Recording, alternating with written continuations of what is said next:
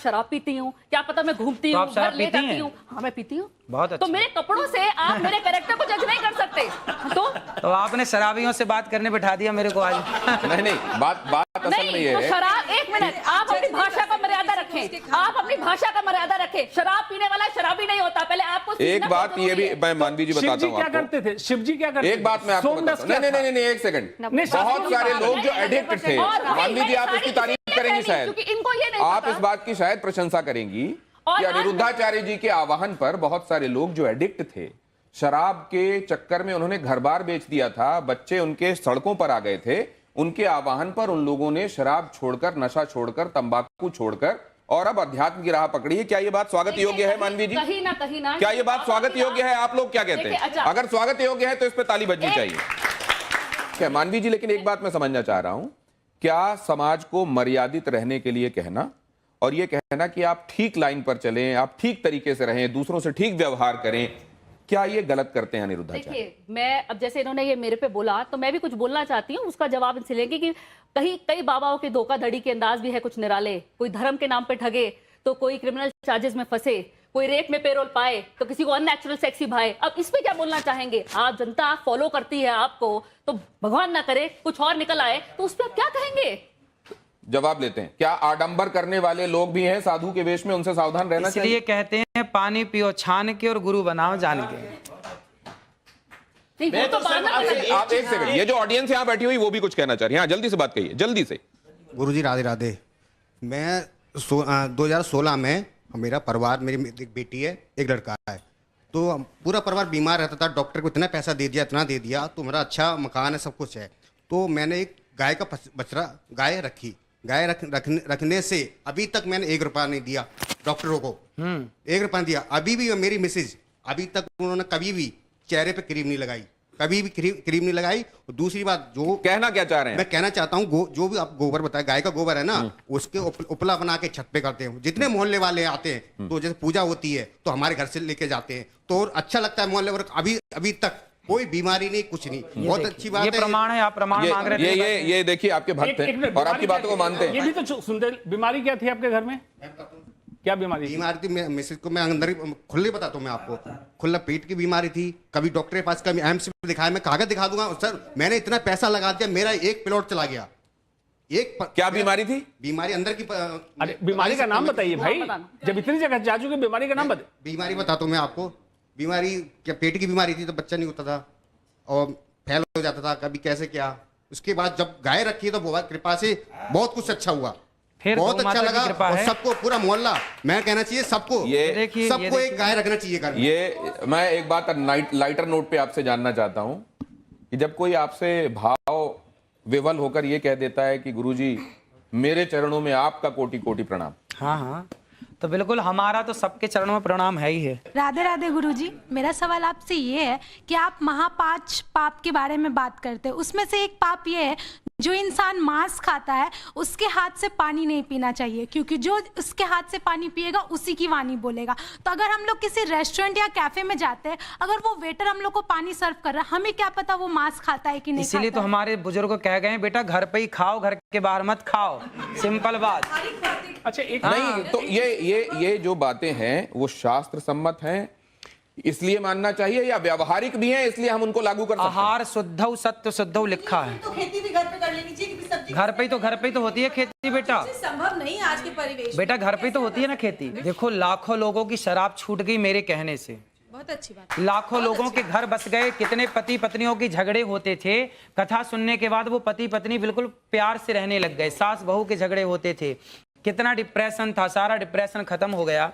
और आज आपको बताऊं कि गौरी गोपाल गुरुकुल में 150 बच्चे पढ़ते हैं। जो बच्चे असमर्थ हैं, माँ बाप जिनको पढ़ा नहीं सकते, किसी की माँ नहीं है, किसी का पिता नहीं है, ऐसे 150 बच्चे वहाँ रहना, खाना, पढ़ना, लिखना सब फ्री है। बच्चियां भी हैं। एक बात, 150 बच्चे पढ़ते हैं। आपको देखता हूँ कि आप गायों के पैर दबा रहे होते हैं और वो बड़े स्नेह से आपको चाट रही होती हैं, वो भी दुलार रही होती हैं। आप, मैंने देखा वृद्धाओं माता है, 285 वृद्ध माएं हैं जिनके बच्चों ये वृद्ध माएं, इनके बारे में बताएंगे किस किस सोशियो इकोनॉमिक कैटेगरी से आती हैं? आपने एक बात कही थी, गौरी गोपाल गुरु आश्रम में एक वृद्ध माँ है जिनका बेटा अमेरिका में आंखों का बहुत बड़ा डॉक्टर है और वहां उसका हॉस्पिटल है।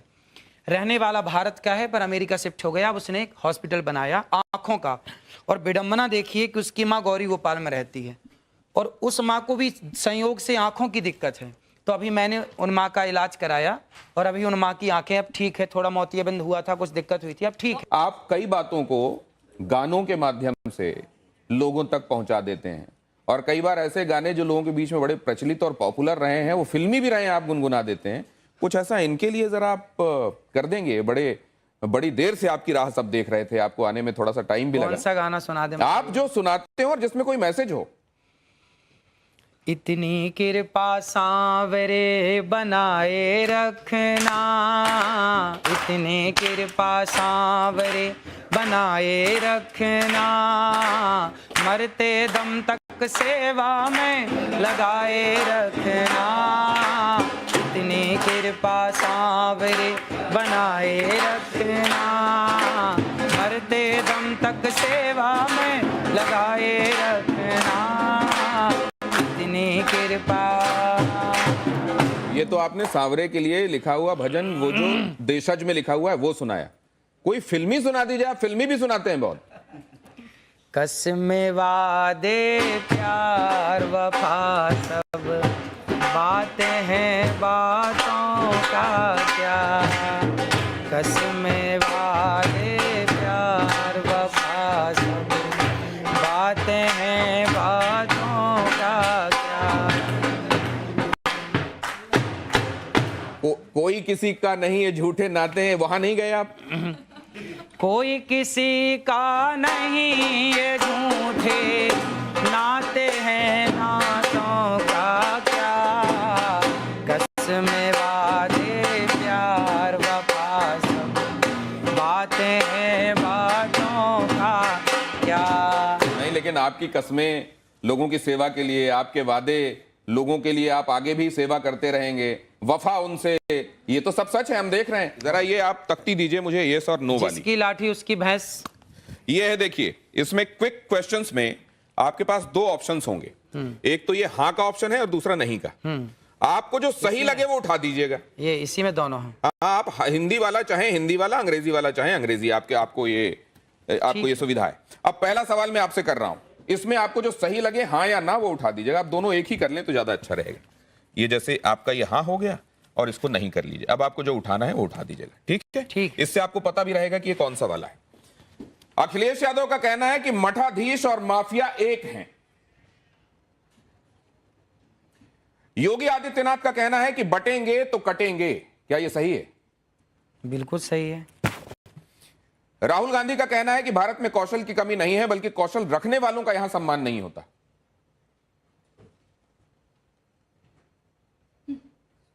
कौशल रखने वालों का सम्मान नहीं होता। भारत में कौशल की कमी नहीं है, बल्कि कौशल रखने वालों का यहां सम्मान मतलब नहीं भारत होता। में योग्यता टैलेंट की कमी नहीं है, पर टैलेंट वालों का सम्मान नहीं नहीं होता, ये बात ये सही है। क्या देश में जाति आधारित आरक्षण, क्या देश में जाति आधारित आरक्षण खत्म होना चाहिए या नहीं होना चाहिए? जातिगत आरक्षण, भाई ऐसा है कि जो गरीब हैं, जो वास्तविक में गरीब है, चाहे कोई भी हो, सबको आप हाँ या ना में जवाब दे सकते हैं। इसमें जातिगत आरक्षण खत्म होना चाहिए या नहीं होना चाहिए? अनिरुद्धाचार्य जी कह रहे हैं जातिगत आरक्षण खत्म होना चाहिए। वक्फ बोर्ड की मनमानी पर सरकारी लगाम जरूरी है या नहीं है? वक्फ बोर्ड की मनमानी पर सरकारी लगाम जरूरी है या नहीं है? हाँ है। क्या मुस्लिम सोची समझी रणनीति के तहत अपनी आबादी बढ़ा रहे हैं? हाँ, ऐसा हो रहा है। नरेंद्र मोदी के खिलाफ लगातार बयानबाजी होती है। क्या ये ट्रेंड खतरनाक है और जानबूझकर चलाया जा रहा है? देखो, राजनीति के ज्यादा सवाल मेरे से मत पूछो, क्योंकि राजनीति मेरे को आती ही नहीं है। राजनीति नहीं आती। ये राजनीति भी शास्त्र इसके संदर्भ में भी बताते हैं। वो जब मैं चाणक्य ने बोला, चाणक्य तो पूरा इसी पे बोल गए। आपके हिसाब क्या से है, यदि मैं राजनीति पे बोलने लग जाऊं, राजनीति करने लग जाऊं ना, तो फिर राजनेता परेशान हो जाएंगे। तो आप इस बारे में क्या कहते हैं? क्या इसलिए नरेंद्र मैं मोदी के चाहता खिलाफ हूं कि अभी टिप्पणियां मैं- जानबूझ